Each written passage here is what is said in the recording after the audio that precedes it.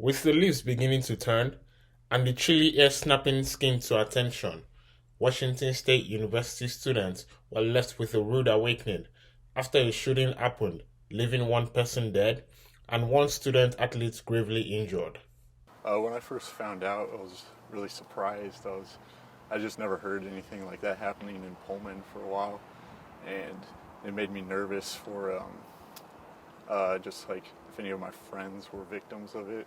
So I texted a few people that lived in the area, just check up on them. I know when I woke up, my parents had texted me, and I was like, whoa, very surprised it happened here. Even with the situation resolved, some students are still shaken and scared about this event.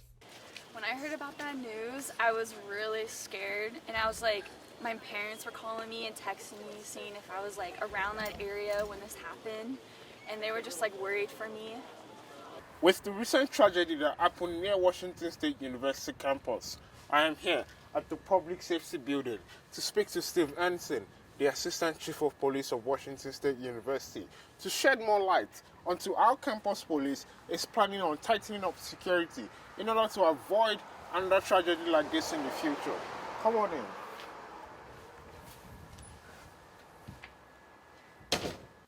I'm not really sure there's anything that as a police department we can do by ourselves to tighten it up. Safety for the community is a community event. I mean, I can sit there and tell everybody you can't have these weapons, you shouldn't use them in this manner, but unless I'm physically standing next to somebody, I really can't prevent this. So what it takes is the community to say, hey, this isn't appropriate here, knock it off, and to step in. Part of it, I think, is a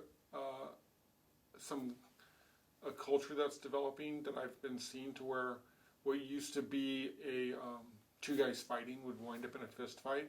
Now one of the guys is pulling a gun. So why it's turned to that, I don't know. Chief Anson also assured students that campus security is there for their protection.